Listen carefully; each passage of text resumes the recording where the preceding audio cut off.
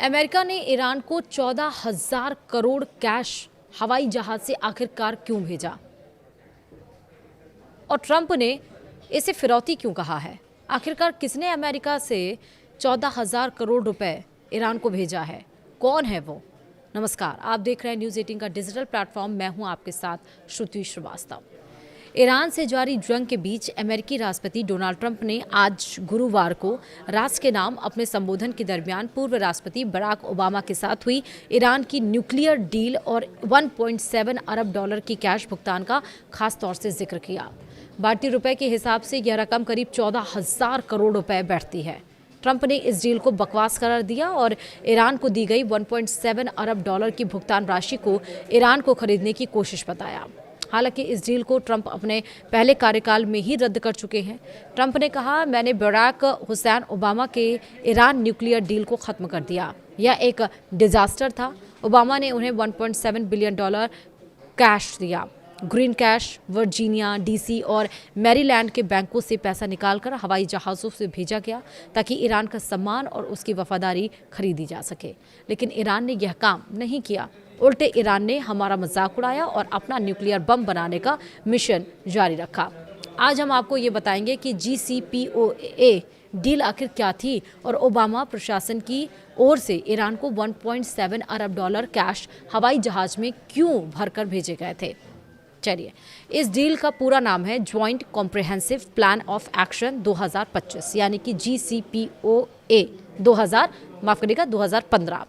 यह deal Obama प्रशासन के समय अमेरिका, ईरान और P5+1 देशों जैसे कि अमेरिका, ब्रिटेन, फ्रांस, रूस, चीन और जर्मनी के बीच हुई थी।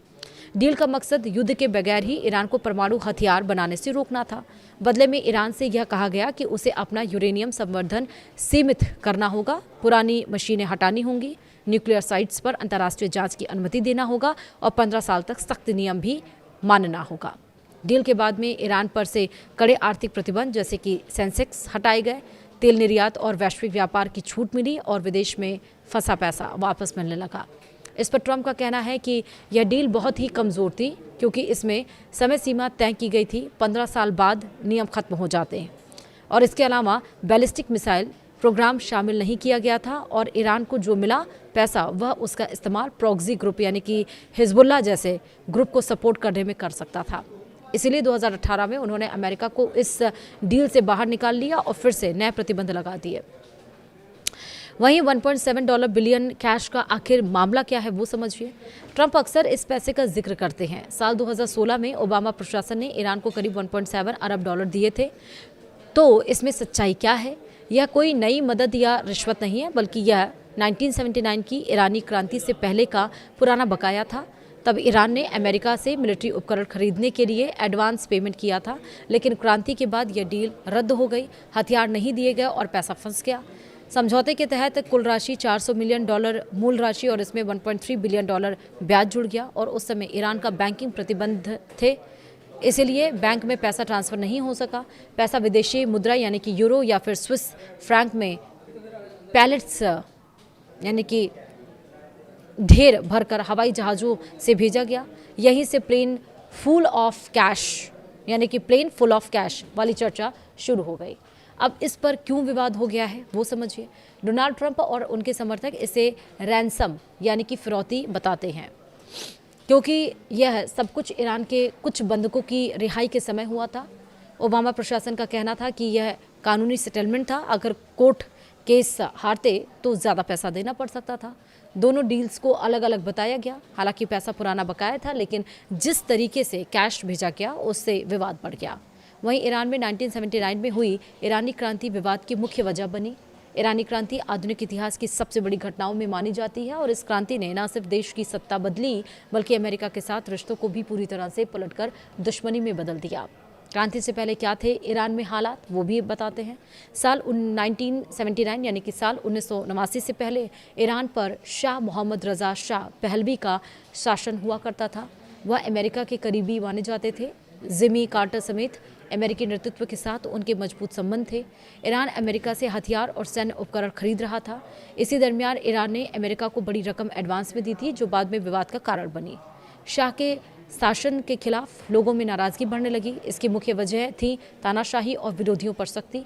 अमीर गरीब के बीच बढ़ती खाई, पश्चिमी असर और पारंपरिक मूल्यों में कमी शामिल थी। कई लोगों को लगता था कि सरकार जनता के बजाय अमेरिका के हितों के लिए काम कर रही है।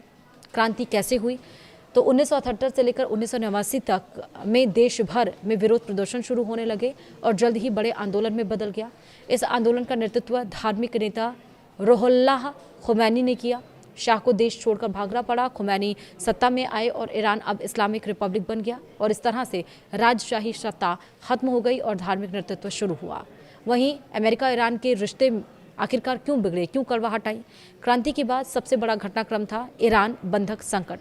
तेहरान में अमेरिकी दूतावास पर कब्जा कर लिया गया। 52 अमेरिकी नागरिकों को 444 दिनों तक बंधक बनाकर रखा गया। इसके बाद दोनों देशों के रिश्ते पूरी तरह से टूट गए और प्रतिबंधों का दौर शुरू हो गया। अरबों डॉलर का विवाद कैसे शुरू हुआ वो भी समझिए। क्रांति से पहले ईरान ने अमेरिका को हथियार खरीदने के लिए एडवांस भुगतान किया था, लेकिन क्रांति के बाद डील रद्द हो गई। अमेरिका ने ना तो हथियार दिए और ना ही तुरंत पैसा लौटाया। यह पैसा दशकों तक फंसा रहा और बाद में 2016 में बराक ओबामा के समय इसे लौटाया गया। वहीं ईरानी क्रांति सिर्फ सत्ता परिवर्तन नहीं थी, बल्कि एक ऐसा मोड़ था जिसने ईरान की राजनीतिक व्यवस्था बदल दी। अमेरिका के साथ रिश्ते खराब कर दिए। आज तक जारी तनाव की नींव रख दी गई। यही वजह है कि आज भी ईरान और अमेरिका के बीच टकराव की जड़ें 1989 की इसी क्रांति से जुड़ी हुई हैं।